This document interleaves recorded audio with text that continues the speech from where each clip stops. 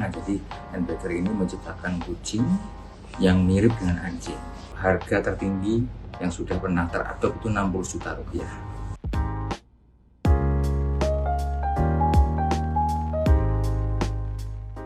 Lucu, bikin gemes, cocok jadi kesayangan. Inilah kucing ragdoll yang imut. Si manja ini berbadan besar, berbulu panjang, dan matanya biru. Kucing ragdoll mungkin belum sepopuler kucing ras lainnya seperti Persia dan Angora. Kucing ini disukai karena bulunya lembut dan punya sifat yang tenang. Karakter kucing ragdoll juga mirip anjing yang akrab dengan manusia. Jadi ragdoll ini jenis kucing yang tenang, bersahabat dengan manusia, terutama anak-anak. Jadi aman ini. Dia nggak galak gitu, friendly.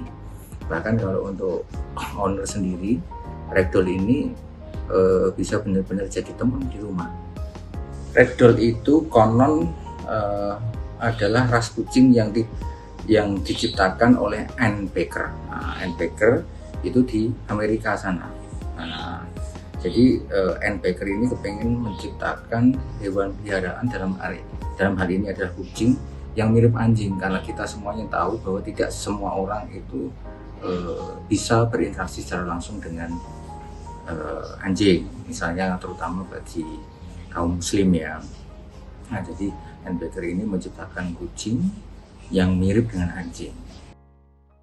Salah seorang penggemar kucing ragdoll di Semarang, Endro Dwi Cahyono, membagikan pengalamannya memelihara kucing asal negeri Paman Sam tersebut. Endro sudah lama menjadi cat lover, namun kemudian dia jatuh cinta dengan ragdoll. Seiring koleksi ragdoll yang bertambah, Endro kemudian mendirikan Bella Luna Cat Tree.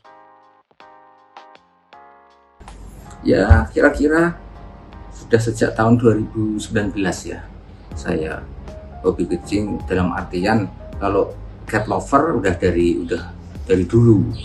Cuman kalau kita kemudian menekuni, akhirnya saya mendirikan cattery yang sifatnya adalah cattery ragdoll baru ini saja. Saya mendirikan cattery ini di bawah naungan organisasi kucing dunia, yaitu VIVE, kemudian yang satu lagi WCF.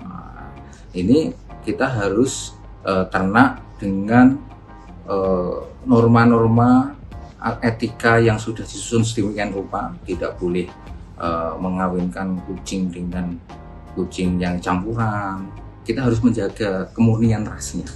Kemudian juga tidak boleh melakukan inbreeding atau breeding sesama masih dalam satu darah, atau anaknya dengan bapaknya, anaknya dengan ibunya, atau dengan saudaranya sekandung, itu nggak boleh semacam itu. Kita harus menjaga. Disinilah kita ingin mempopulerkan ras ragdoll ini sendiri sebagai kucing yang menjadi sahabat warga yang sangat ramah kepada masyarakat Indonesia. Ragdoll lahir dari mengawinkan sejumlah ras kucing sehingga tercipta ciri dan karakteristik yang unik. Mulai dari bulu yang panjang, matanya yang biru, dan sifatnya yang tenang serta mudah beradaptasi. Sifat ragdoll yang mudah beradaptasi juga membuatnya aman bagi anak-anak. Nah, inilah akhirnya diciptakan dengan proses mengawinkan beberapa ras. Memang jadi ragdoll ini bukan ras murni gitu, dikawinkan beberapa ras, kemudian diciptakanlah yang namanya ragdoll ini. Jadi ragdoll itu ciri-ciri fisiknya, kalau boleh saya jelaskan, dia kucing yang cantik sekali, anggun, bulunya tidak long tapi semi long hair. Nah, secara fisik ukurannya ragdoll itu dia adalah salah satu ras yang ukuran badannya itu besar. Ya, meskipun kalau kita bilang ras lain, katakanlah Maine Coon, mereka rata-rata memang gede semua. Kalau ragdoll tapi bisa mencapai ukuran seperti Maine Coon. Nah, itu. Kemudian yang kedua, matanya biru. Nah, biru cantik. Jadi ini juga salah satu perbedaannya atau diferensiasinya ragdoll dengan ras-ras yang lain. Yang kemudian ragdoll ini dari kecil maupun maksudnya para cat lover itu tidak harus adopt dari kecil. Karena kebanyakan cat lover itu kepengen adop mulai dari kecil, katanya apa, supaya bisa bonding. Tapi kalau dengan ragdoll tidak perlu, ukuran dewasa pun itu butuh waktu sedikit saja, kemudian dia juga akan menempel pada owner yang baru gitu. Inilah perbedaannya ragdoll. Bulu ragdoll yang panjang membuat sebagian orang menganggap kucing tersebut tak cocok dipelihara di negara tropis. Penggemar ragdoll harus menyediakan ruangan dengan suhu relatif dingin agar si kucing betah dan bulunya tak rontok.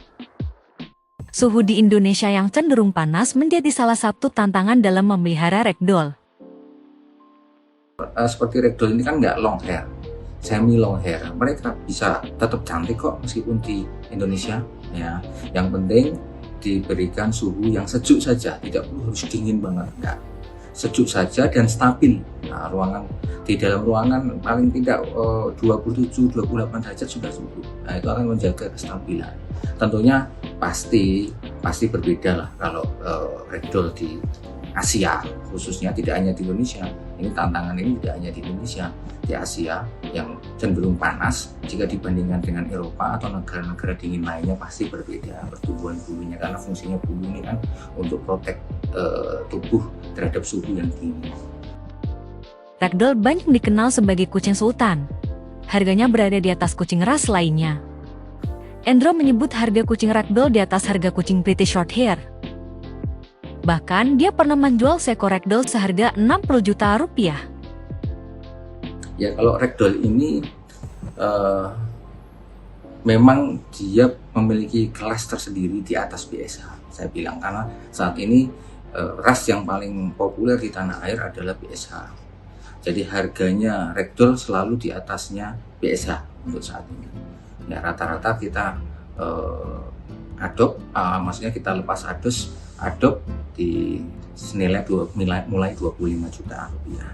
Kita bisa lepas itu biasanya paling cepat usia 2,5 bulan. Setelah lepas ASI, ya otomatis dia juga sudah bisa mandiri, makan sendiri. Kemudian dia sudah divaksin. Nah, vaksinnya harus lengkap 2 kali supaya aman terhadap berbagai virus yang mungkin ada di lingkungan sekitar kita. Nah, baru kita lepas ya. Idealnya sebetulnya 2,5 bulan sudah bisa, tapi idealnya menurut saya paling tidak 3 bulan. 3 bulan itu lebih aman. Ini tergantung ya. Kalau misalnya di cattery saya, yaitu Bella Luna Cattery, sejauh ini kita harga tertinggi yang sudah pernah teradop itu 60 juta rupiah. Nah, itu berbeda apabila nanti kita berbicara kucing itu sudah diikutkan berbagai show, kemudian di dalam show itu ternyata kucing berprestasi menjadi juara. Nah, itu tentu akan memiliki kelas tersendiri lagi, sudah di atas lagi. Harga ragdoll yang tak murah membuat penggemarnya berasal dari segmen khusus. Meski tak mau menyebut nama, Endro mengakui sejumlah artis pernah membeli kucing darinya. Nah, kalau menyebutkan saya pikir saya harus izin dulu ya, karena yang namanya artis itu punya manajemen tersendiri, tidak berani kita gegabah. Sebagai pengusaha dan politisi, Endro memiliki kesibukan yang tinggi. Bermain dengan kucing menjadi salah satu cara untuk mengurangi stres. Sebagai cat lovers, Endro mengaku setiap kali pulang dari kantor akan menghabiskan waktu bersama kucing ragdoll kesayangannya. Tak heran jika kucing-kucing miliknya terlihat menempel erat dalam dekapannya. Saya memang basicnya sebelum terjun di dunia politik memang wirausaha ya, wira swasta atau entrepreneur di beberapa bidang. Itu saja sudah cukup menyita energi, menyita waktu, dan tentunya kalau sudah energi tersita, waktu tersita, itu biasanya kita arahnya kan kemudian stres. Nah, kucing ini adalah salah satu sarana saya dalam menyalurkan hobi untuk sebentar melupakan berbagai kepenatan apabila saya pulang dari kantor, pulang dari kunjungan bisnis, atau pulang dari tugas-tugas saya sebagai anggota DPR di Provinsi Jawa Tengah.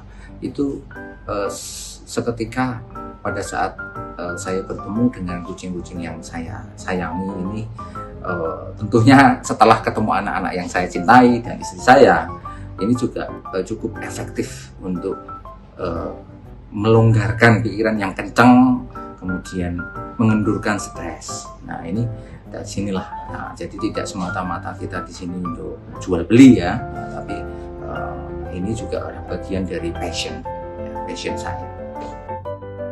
Nama ragdoll yang diberikan pada kucing ini memiliki arti boneka kain. Sesuai namanya, kucing ini sangat mirip dengan boneka. Sebab ragdoll memiliki bentuk mata, warna, postur tubuh padat, dan mengemaskan layaknya boneka.